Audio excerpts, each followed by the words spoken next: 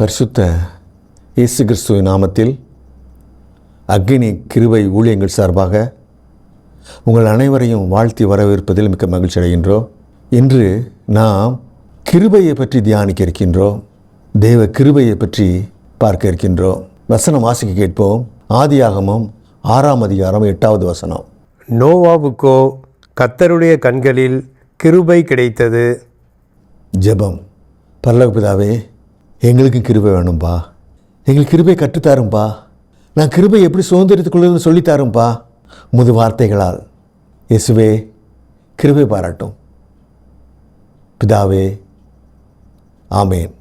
நம்ம இந்த பூமியில் கஷ்டம் கவலையோடு வாழ்கிறோம். கொஞ்ச நேரம் சந்தோஷமாக இருந்தாலும் ரொம்ப பொழுதுகள் கஷ்டமும் கவலையுமாக தான் கடந்து போகுது.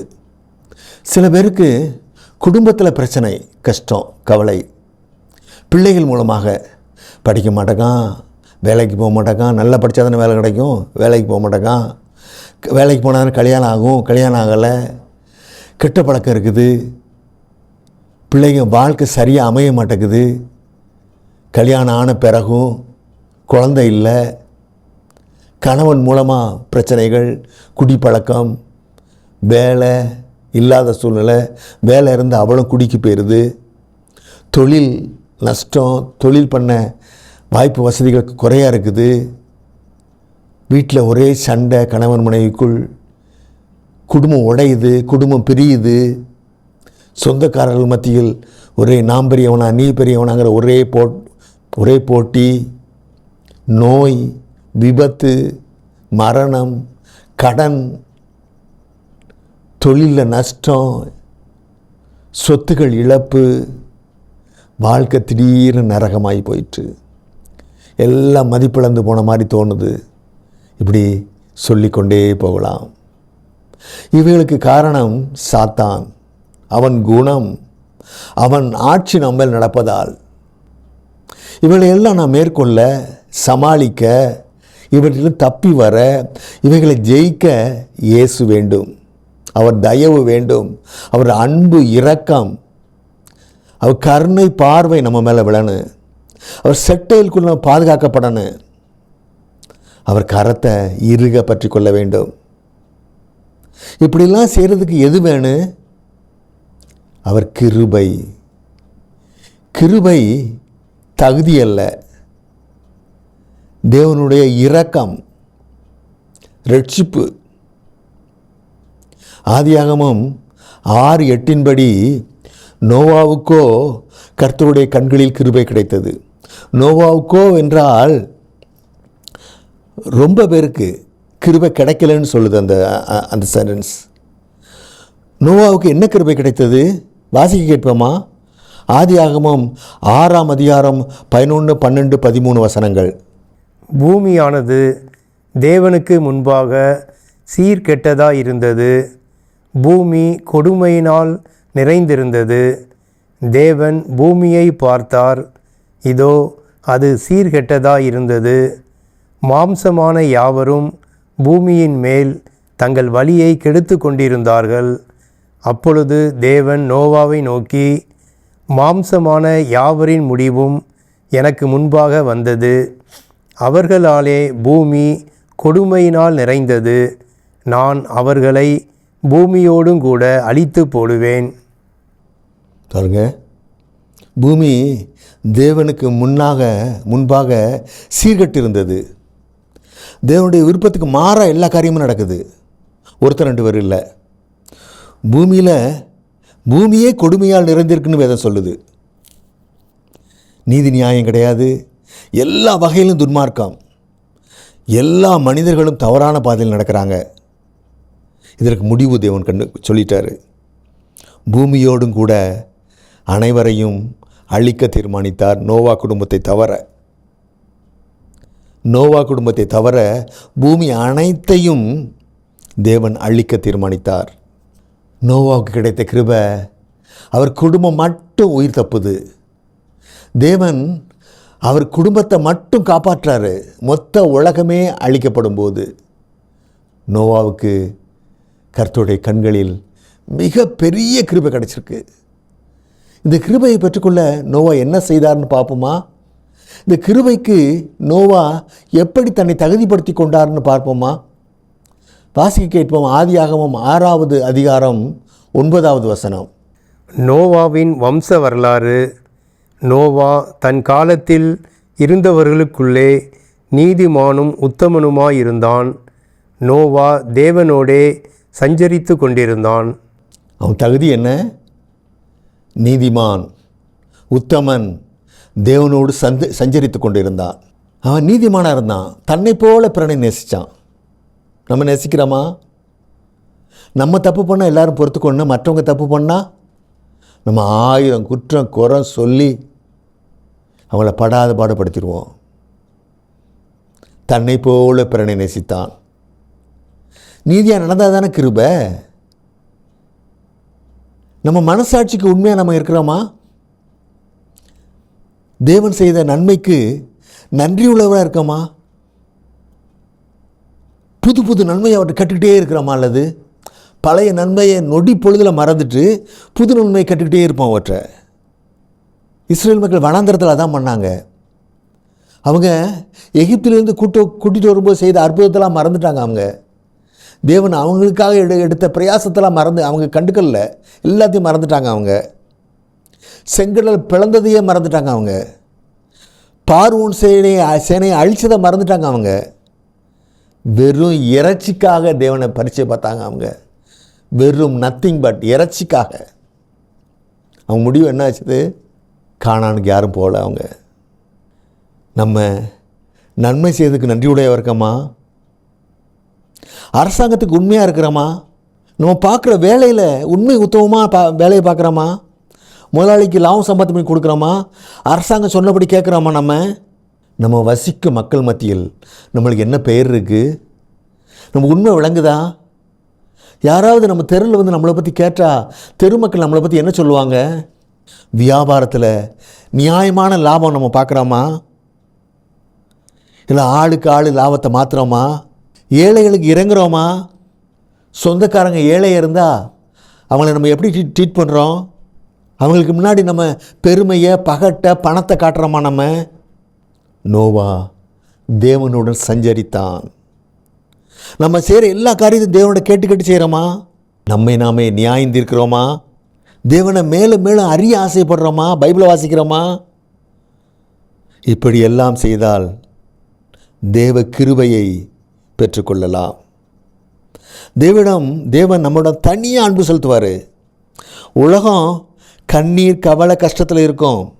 ஆனால் நான் மகிழ்ச்சியாக சமாதானமாக இருப்போம். நம்ம இப்படி இருந்தால் தேவ கிருபை நமக்கு இருக்குன்னு அர்த்தம். நம்ம மகிழ்ச்சியாக சமாதானமாக இருந்தால் தேவ கிருபை நம்மகிட்ட இருக்குன்னு அர்த்தம். பணம், சொத்து, பதவி எல்லாம் இருக்காது. ஆனால் தேவன் நம்மோடு இருப்பார். அவர் கட்டளைப்படி நம்ம நடப்போம்.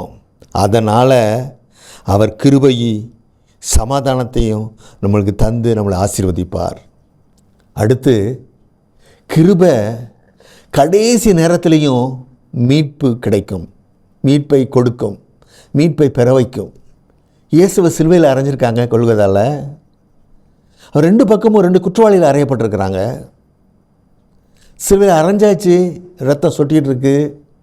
இயேசுவுடன் சிலுவையில் அறையப்பட்ட ஒரு குற்றவாளி இன்னும் கொஞ்சம் நேரத்தில் சாக போகிறான். அதாவது அவன் முதல் குற்றவாளின்னு வச்சுக்கொள்வோம். அவனுக்கு கிருபை கிடைத்தது. வசனம் வாசி கேட்போமா? லூக்கா 23 அதிகாரம் 43வது வசனம். இயேசு அவனை நோக்கி, இன்றைக்கு நீ என்னுடனே கூட பரதீசில் இருப்பாய் என்று மெய்யாகவே உனக்கு சொல்லுகிறேன் என்றார். தேவன் இயேசு அவனை நோக்கி, நீ என்னுடன் கூட பரதேசில் இருப்பான்னாரு. எவ்வளோ பெரிய சிலாக்கியம் பார்த்தீங்களா? எவ்வளோ பெரிய கிருபை பார்த்தீங்களா? வாழ்க்கை முழுவதும் குற்றவாளி. ஆரம்பத்தில் சின்ன சின்ன குற்றமாக பண்ணியிருப்பான். வர வர பெரிய குற்றங்களை பண்ணி இப்போ தூக்கு தண்டனைக்கு எந்த பிளாத்து வந்து இயேசுவை குற்றவாளி இல்லை, இவனை விடுதலை பண்ண போகிறேன்னு சொன்னாரோ அதே பிளாத்தால் இவன் குற்றம் நிரூபிக்கப்பட்டு இவனுக்கு மரண தண்டனை கொடுக்கப்பட்டிருக்கு. அவ்வளோ பெரிய குற்றம் பண்ணியிருக்கான் இவன். அதனால் சிலுவை மரண தண்டனை கிடச்சிருக்கு. அவனுக்கு கடைசி நொடி பொழுதில் பரலோகம் கிடைக்கும் பார்த்தீங்களா? நம்ம வாழ்க்கை முழுவதும் கோயில், ஜெபம், உபவாசம், ஊழியம், ஆனால் பரலோக பாக்கியம் தேவன் கையில் தான் உள்ளது. என்னென்னா கடைசி வரை நிலைநிற்பவனே ரட்சிக்கப்படுவான். இந்த கிருபையை பெற்றுக்கொள்ள அவன் என்ன செய்தான்னு பார்ப்போமா? அவன் செய்த காரியங்கள் என்னன்னு பார்ப்போமா? இயேசுவை ஆசாரியன், வேதபாரகன், மக்கள், அதிகாரிகள், போர்ச்சவர்கள் எல்லாரும் சேர்ந்து சிலுவையில் அறையிறாங்க. எதுக்கு அறையிறாங்க சிலுவையில்? அவர் தன் கிறிஸ்து என்று சொன்னதால், தேவகுமாரன் என்று சொன்னதால், அதை இவர்கள் நம்பாததால் இப்போ சிலுவையில் அறைந்துட்டு சொல்கிறாங்க, சிலுவை விட்டு இறங்கி வா, நாங்கள் நம்புகிறோங்கிறாங்க அவங்க. நீ தேவகுமாரன் நம்புகிறோம், நீ சிலுவை விட்டு இறங்கி வாங்கிறாங்க அவங்க. இயேசு இறங்க முடியாதா? இயேசுவால் முடியும். ஆனால் சிலுவையில் மரிக்கவே அவர் படைக்கப்பட்டார். அந்த 2ஆம் குற்றவாளி இருக்கான் பார்த்தீங்களா? அவனை பற்றி அவன் என்ன பண்ணுறான்னு பார்ப்போம். வசனம் வாசி கேட்போம். லூக்கா 23வது அதிகாரம் 39வது வசனம். அன்றியும் சிலுவையில் அறையப்பட்டிருந்த குற்றவாளிகளில் ஒருவன், நீ கிறிஸ்துவானால் உன்னையும் எங்களையும் இரட்சித்துக்கொள் என்று அவரை இகழ்ந்தான். என்ன சொல்கிறான் பார்த்தீங்களா? நீ கிறிஸ்துவானால், அவங்க சொல்கிறாங்க நீ கிறிஸ்துவானா இறங்கி வாங்குறாங்க. இவன் கிறிஸ்துவானால் உண்மையும் ரசிக்கோ, என்னையும் சேர்த்து ரசிச்சுக்கோங்க, என்னையும் சிலுவையில் இறக்கி விட்டுருங்கிறான். எப்படி இவன் கேட்குறான் பாருங்க. நான் எல்லா தப்பும் பண்ணுவேன், ஆனால் தண்டையிலேருந்து நான் தப்பிச்சிடறேன்னு, நீ தப்பிக்க விட்டாதான் எனக்கு கிறிஸ்துங்க. அவன் நம்மை போல நாம் அவர் கட்டளைப்படியெல்லாம் நடக்க மாட்டோம், நம்ம இஷ்டத்துக்கு நடப்போம். ஆனால் நம்ம ஜெபம் பண்ணும்போது நம்ம கேட்டதெல்லாம் அவர் கொடுத்துறானு, எல்லாரும் முறுமுக்க ஆரம்பிச்சிடுவோம் நம்ம. ஆனால் அந்த கிருபையை பெற்ற முதலாம் குற்றவாளி என்ன சொல்கிறான் பாருங்கள். லூக்கா 23வது அதிகாரம் 41, 42 வசனங்கள். நாமோ நியாயப்படி தண்டிக்கப்படுகிறோம், நாம் நடப்பித்த வயலுக்கு தக்க பலனை அடைகிறோம், இவரோ தகாததொன்றையும் நடப்பிக்கவில்லையே என்று அவனை கடிந்து கொண்டு இயேசுவை நோக்கி, ஆண்டவரே, நீர் உம்முடைய ராஜ்யத்தில் வரும்போது அடியேனை நினைத்தருளும் என்றான். குற்றத்தை தன் வாயால் அறிக்கை பண்ணுறான் அந்த முதல் குற்றவாளி. குற்றத்தை ஒத்துக்கொள்கிறான், மன்னிக்க வேண்டான், மனம் திரும்புகிறான். அவன் தண்டனையை ஏற்றுக்கொள்கிறான், தண்டனை கொடுத்து சரிங்கிறான். அவன் இயேசுவை சிலுவையில் அறைந்தது தப்புங்கிறான். பிரதான ஆசாரியன், மக்கள், அதிகாரிகள், போர்ச்சவர்கள்லாம் சேர்ந்து இயேசுவை சிலுவையில் அறைந்து குற்றம் செய்து விட்டார்கள்ங்கிறான். அவன் இயேசு தவறு எதுவும் செய்யவில்லைங்கிறான். அவன் அடுத்து அவன் இன்னொரு காரியமும் பண்ணுறான். அதை வாசிக்க கேட்போம். லூக்கா 23வது அதிகாரம் 40வது வசனம். மற்றவன் அவனை நோக்கி, நீ இந்த ஆக்கினைக்குட்பட்டவனாய் இருந்தும் தேவனுக்கு பயப்படுகிறதில்லையா? பாருங்க, அது முதல் குற்றவாளி 2வது குற்றவாளியை பற்றி சொல்கிறான். இயேசுவை இகழ்ந்து பேசினது 2வது குற்றவாளியை பற்றி சொல்கிறான். அவனையும் இயேசுவை ஏற்றுக்கொள்ளுங்கிறான். என்னை போல் மனம் மாறுங்க. அங்கே ஊழியம் நடக்குதாங்க. அவன் மேலும் சொல்கிறான், இயேசுவே கிறிஸ்துங்கிறான், தேவகுமாரன்கிறான், நம் பாவத்தை நீக்க ரத்தம் சிந்தி கொண்டு இருக்கிறார்னு அவன்கிட்ட சொல்கிறான். இவன் இதில் எனது பாவம் மன்னிக்கப்படும், ஆகையால் என்னையும் சேர்த்து உமது ராஜ்யத்துக்குள் சேர்த்து கொள்ளுன்னு அவன் வேண்டுதல் பண்ணுறான். விசுவாசித்து அவரிடம் வேண்டுதல் பண்ணுறான். இயேசு இதை ஏற்றுக்கொள்கிறார்.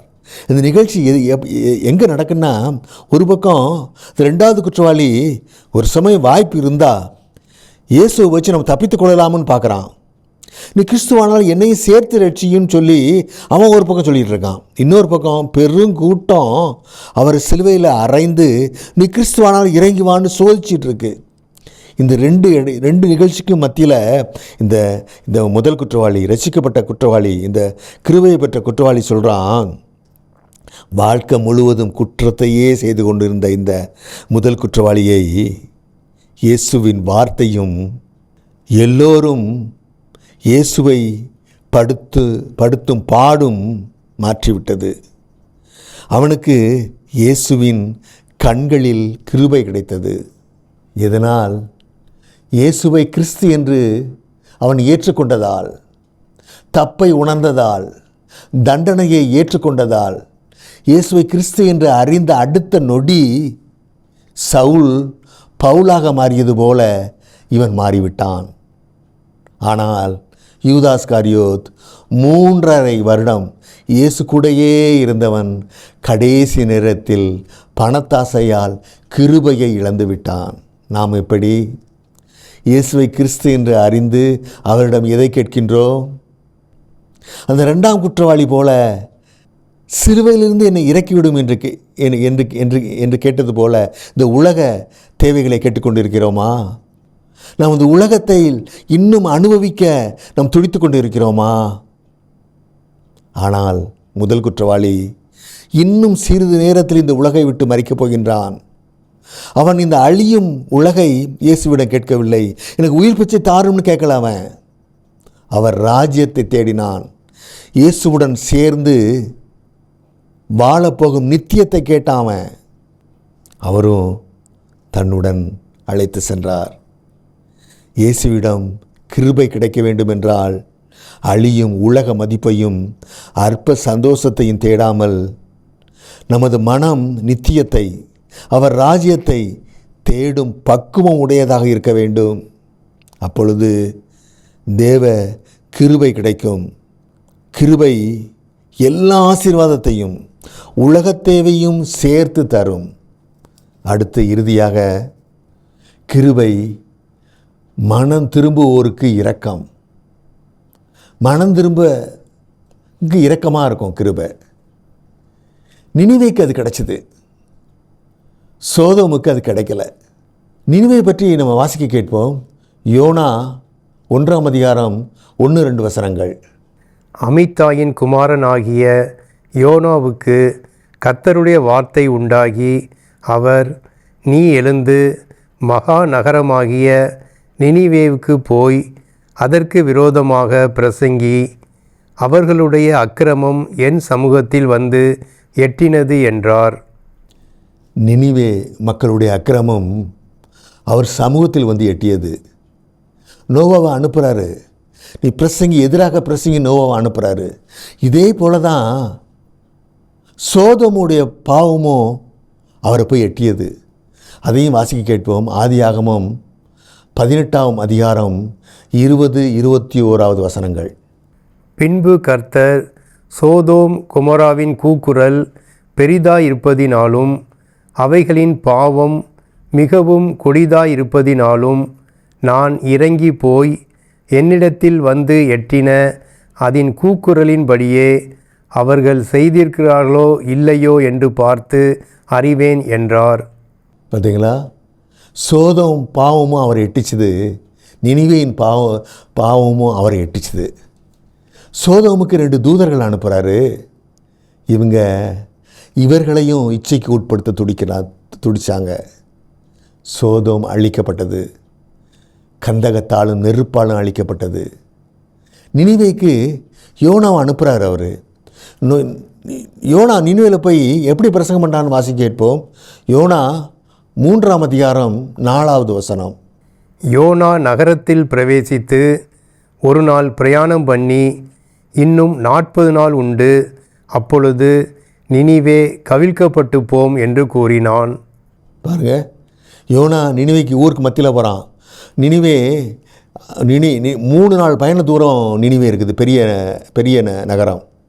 ஒரு நாள் பயணம் பண்ணி ஊருக்கு மத்தியில் போய் நின்றுக்கிட்டு அவன் சொல்கிறான், 41வது நாள் நினிவே கவிழ்க்கப்பட்டு போகும்.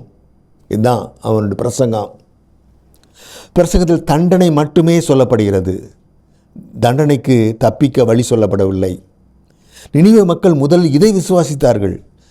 இந்த தண்டனையை அவங்க விசுவாசித்தாங்க. முதல்ல தேவன் நம்மை அழித்து விடுவார் என்று விசுவாசித்தாங்க.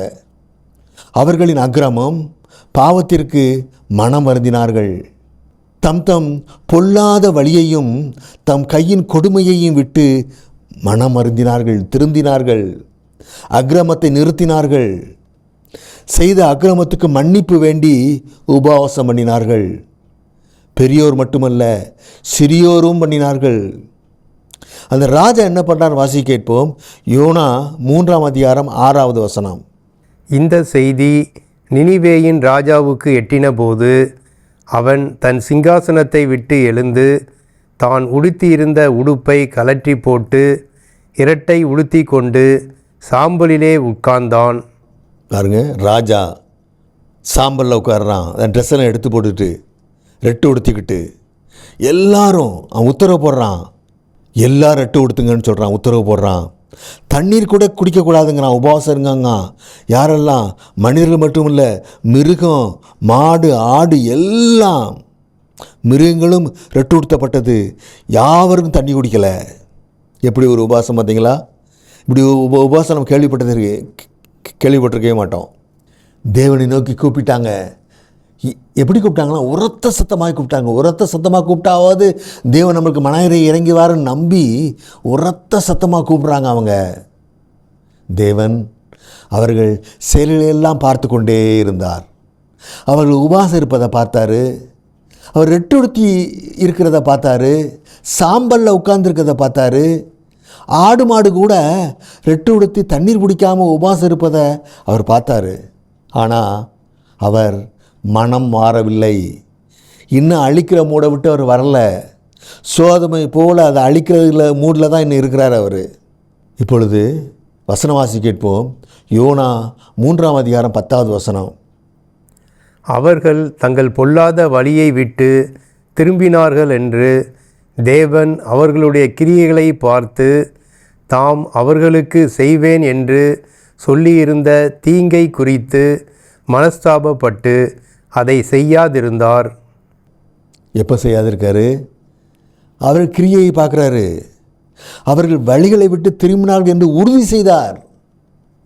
அது கன்ஃபார்ம் பண்ணுறாரு அவர். அதை ஒரு நாள் 2 நாளில் அவர் முடிவெடுக்கலாது. அவங்க அதெல்லாம் கம்ப்ளீட்டாக விட்டுட்டு முழுதும் மனம் மாறிட்டாங்களான்னு பொறுத்திருந்து பார்க்குறாரு அவர் தேவன். அதுக்கு பிறகு தான் அவர் செய்ய இருந்த தீங்குக்கு மனஸ்தாபப்பட்டு அதை செய்யாதிருந்தார்.